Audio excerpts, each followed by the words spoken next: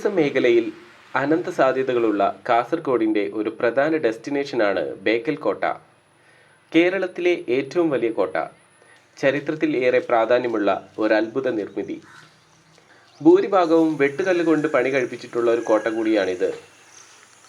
ഒരു കിടങ്ങ് കടന്നു വേണം ഇതിൻ്റെ കവാടത്തിലെത്താൻ. ആദ്യത്തെ കവാടം കടന്നെത്തുന്നത് ഒരു ക്ഷേത്രത്തിനടുത്താണ്, ശ്രീ മുഖ്യപ്രാണ ക്ഷേത്രം. കോട്ടയോട് ചേർന്ന് തന്നെയാണ് ക്ഷേത്രം നിർമ്മിച്ചിട്ടുള്ളത്. അല്പം കൂടെ നടന്നാൽ മറ്റൊരു കവാടത്തിലെത്താം. അകത്ത് പ്രവേശിക്കാനുള്ള ടിക്കറ്റ് പരിശോധന ഇവിടെ വെച്ചാണ് നടക്കുന്നത്. കവാടം കടന്നെത്തുന്നത് അതിവിശാലമായൊരു സ്ഥലത്തേക്കാണ്.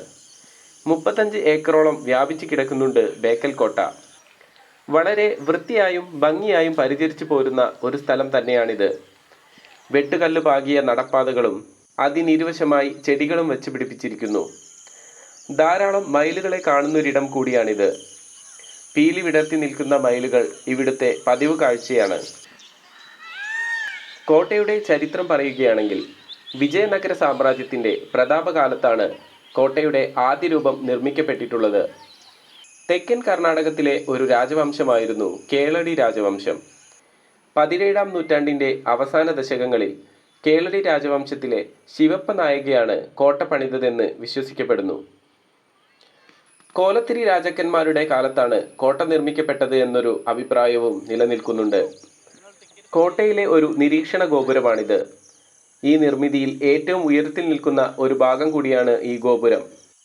ഇതിനു മുകളിലായി പീരങ്കിപ്പൊത്തുകളും കാണാൻ സാധിക്കും. ടിപ്പു സുൽത്താന്റെ കാലത്താണ് ഈ ഭാഗം നിർമ്മിക്കപ്പെട്ടിട്ടുള്ളത്. കുത്തനെ കയറിപ്പോകേണ്ട വഴിയാണ് ഇതിനു മുകളിലേക്കുള്ളത്. ആയുധങ്ങളും മറ്റും മുകളിലേക്ക് എത്തിക്കാൻ കൂടിയാണ് ഇങ്ങനെ ഒരു നിർമ്മിതി. കോട്ടയുടെ ചുറ്റുമുള്ള പ്രദേശങ്ങൾ ഇവിടെ നിന്നും അനായാസം കാണാൻ സാധിക്കുന്നുണ്ട്. കോട്ടയുടെ 3 ഭാഗവും സമുദ്രത്താൽ ചുറ്റപ്പെട്ടിരിക്കുന്നു. മുൻഭാഗം മാത്രമാണ് കരയിലേക്കുള്ളത്. 14 കൊത്തളങ്ങളുണ്ട് കോട്ടയ്ക്ക് ചുറ്റുമായി.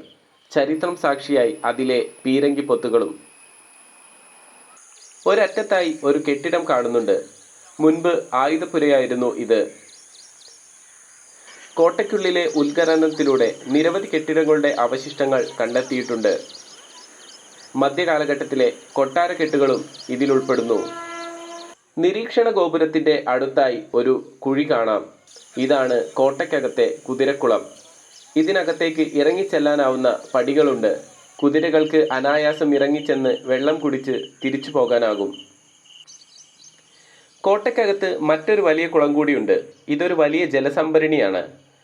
കോട്ടയ്ക്കകത്ത് ജീവിച്ചിരുന്ന മനുഷ്യരുടെ പ്രധാന ജലസ്രോതസ് ഇത് തന്നെ ആയിരിക്കാം. ഇതിലേക്കും ഇറങ്ങിച്ചെല്ലാനാവുന്ന പടികളുണ്ട്. കോട്ട ഉപരോധിക്കപ്പെടുന്ന സമയത്ത് ഇങ്ങനൊരു കുളത്തിൻ്റെ പ്രാധാന്യം പറയേണ്ടതില്ലല്ലോ. കോട്ടയുടെ മറ്റൊരറ്റത്ത് പൂട്ടിയിട്ടൊരു ഗേറ്റുണ്ട്. ഒരു കുഴിയിലായാണ് ഗേറ്റ് ഉള്ളത്.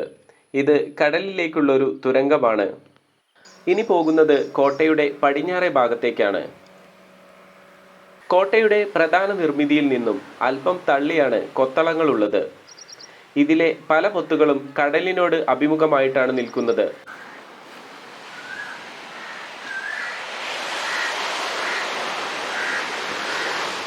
കോട്ടയുടെ പടിഞ്ഞാറേ അറ്റത്ത് താഴോട്ട് ഇറങ്ങിച്ചെല്ലാവുന്ന ഒരു കവാടം കാണാം. ഇത് കടൽ തീരത്തേക്കുള്ളതാണ്. കടലിരമ്പുന്നത് ഇവിടെ നിന്ന് തന്നെ കേൾക്കുന്നുണ്ട്. ഇവിടെ നിന്നും കടലിനടുത്തേക്ക് ഇറങ്ങിച്ചെല്ലാൻ മനോഹരമായി വഴിയൊരുക്കിയിട്ടുണ്ട്. കടലിനോട് ചേർന്ന് ഒരു നിരീക്ഷണ മട്ടുപ്പാവുമുണ്ട്. ഈ ഭാഗത്തേക്കാണ് വരുന്നവരെല്ലാം ആദ്യം എത്തുന്നത്.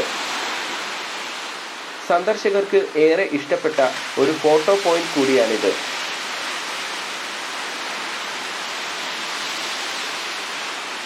അതിമനോഹരമായൊരു ബീച്ചാണ് കോട്ടയെ ചുറ്റിയിരിക്കുന്നത്.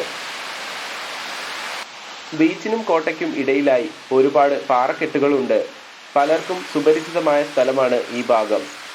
ബോംബെ എന്ന സിനിമയിലെ ഉയിരെ എന്ന ഗാനത്തിലൂടെ പ്രശസ്തമായൊരു സ്ഥലം കൂടിയാണിത്. കോട്ടയുടെ മതിൽ കടന്ന് ബീച്ചിലേക്ക് ഇറങ്ങാൻ സന്ദർശകർക്ക് അനുവാദമില്ല. കടൽ പ്രക്ഷുബ്ധമാണ്. മാത്രമല്ല സദാ നനഞ്ഞുകൊണ്ടിരിക്കുന്ന പാറ ആയതിനാൽ തെന്നി വീഴാനുള്ള സാധ്യത ഏറെയാണ്. ഈ ഒരു പ്രതിഭാസം കോട്ടയ്ക്കകത്ത് ഇതുവഴി വരുന്നവരെ പ്രതിരോധിക്കാൻ ഉപകാരപ്പെട്ടിട്ടുണ്ടാവാം. ഇവിടെ നിന്നും കോട്ടയുടെ കടലിനോട് ചേർന്ന ഭാഗത്തിന് ചുറ്റും നടക്കാൻ വഴിയുണ്ട്. ഈ വഴിയിൽ നിന്നും മുകളിലേക്ക് നോക്കുമ്പോഴാണ് കോട്ടയുടെ ഉയരവും കൊത്തളങ്ങളുടെ നിർമ്മിതിയുടെ സങ്കീർണതയും കാണാനാവുന്നത്.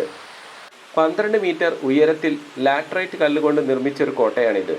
സമീപ പ്രദേശത്തെല്ലാം ലാറ്ററൈറ്റ് കല്ല് സുലഭം തന്നെയാണ്. പ്രമുഖ ഭരണാധികാരിയായിരുന്ന ഹൈദരലി ഈ കോട്ട പിടിച്ചെടുത്തിരുന്നു. പിന്നീട് ടിപ്പു സുൽത്താൻ്റെ കാലത്തും ഒരു പ്രധാന മിലിറ്ററി സ്റ്റേഷൻ തന്നെയായിരുന്നു ബേക്കൽ കോട്ട. ടിപ്പുവിൻ്റെ ഭരണത്തിന് ശേഷമാണ് കോട്ട ബ്രിട്ടീഷുകാരുടെ കയ്യിലെത്തുന്നത്. ഇന്നത് ആർക്കിയോളജിക്കൽ സർവേ ഓഫ് ഇന്ത്യയുടെ കയ്യിൽ സുരക്ഷിതമാണ്. അർഹിക്കുന്ന പ്രാധാന്യത്തോടു കൂടി തന്നെയാണ് അവർ സംരക്ഷിച്ചു പോരുന്നത്.